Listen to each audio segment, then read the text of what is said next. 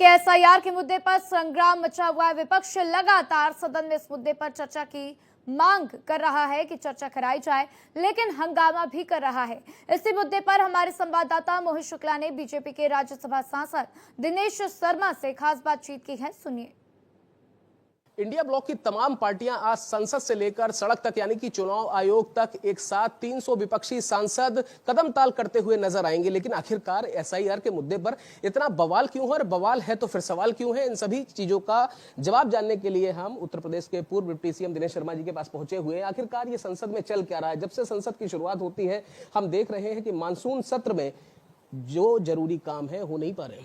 अंग्रेजों के जाने के बाद भारत में वोटों की लूट, वोटों की डकैती, बैलेट पेपर पे जबरन छाप देना, बूथ को कैप्चर करना, ये एक कहानी की तरह हमको लगता है। लेकिन ये सारा आचरण कांग्रेस और उनके आज ये मार्च करने वाले सहयोगी ही करते आए हैं। ये वोट की राहजनी करते थे, ये वोट की डकैती करते थे। और आज जब चुनाव आयोग ने एक पारदर्शी व्यवस्था बना दी है बाबा साहब भीमराव अंबेडकर के बनाए गए संविधान के अनुसार, तो ये कदम ताल कर रहे हैं, ये रसातल में ले जाने के लिए काम कर रहे हैं यहाँ की जो धर्मनिरपेक्ष जो लोकतांत्रिक परंपरा है उनको। और चुनाव आयोग को अगर इतना ही है, आप कदम ताल करने के बजाय 12 बजे जयराम जी को दिया है समय, आप रखो, सबूत दो ना। आप सबूत दो, जो राहुल गांधी जी ने प्रेस कॉन्फ्रेंस करके कहा है उसके आप सबूत एफिडेविट पे दो, जो चुनाव आयोग का संविधान है। एसआईआर भी तो इसीलिए क्या किया जा रहा है, चुनाव आयोग भी ये कह रहा है कि साहब अगर कहीं कोई गलती है तो आप कम से कम बताइए, और इसीलिए तो हम एसआईआर कर रहे हैं जिससे डुप्लीकेसी खत्म हो। लेकिन ये धरातल से रसातल की लड़ाई अब कहां ले जाके छोड़ेगी? बस अब रसातल में तो विपक्ष है ही है, उससे बाहर नहीं निकलेगा। और ये अगर इनके चाहते हैं ना कि जो मरे हुए लोगों के नाम हैं वो ना कटे और आके डाल दें, ये चाहते हैं जो बांग्लादेशी घुसपैठियों के या कहीं के नाम दर्ज इन्होंने कराए फर्जी, वो ना कटे। अरे भाई, मतदान तो वही करेगा जो भारत का नागरिक है, जो बिहार का नागरिक है। आप बिहार के चुनाव में बाहर के लोगों का मतदान क्यों कराना चाहते हो? फर्जी वोट अब नहीं चलेगा।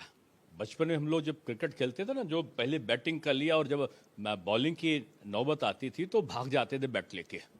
लोग ऐसा करते थे, जो बचपन में बच्चे ऐसा करते थे। राहुल जी वैसे करते, आरोप लगाओ और भाग जाओ, बगैर सबूत के आओ और मीडिया का ट्रायल दो और भाग जाओ। अब नहीं चलने वाला। ये युवा भारत मोदी जी का बदला हुआ भारत है। मानहानि भी झेलते हैं, मुकदमेबाजी भी झेलते हैं। अब ये उनका पुराना इतिहास है और उनको उसका अनुभव है, इसलिए उस पर मैं कोई टिप्पणी नहीं करूंगा। इतना ही कहूंगा कि आदरणीय राहुल जी, सकारात्मक राजनीति में ही भारत का लोकतंत्र की मजबूती छिपी है।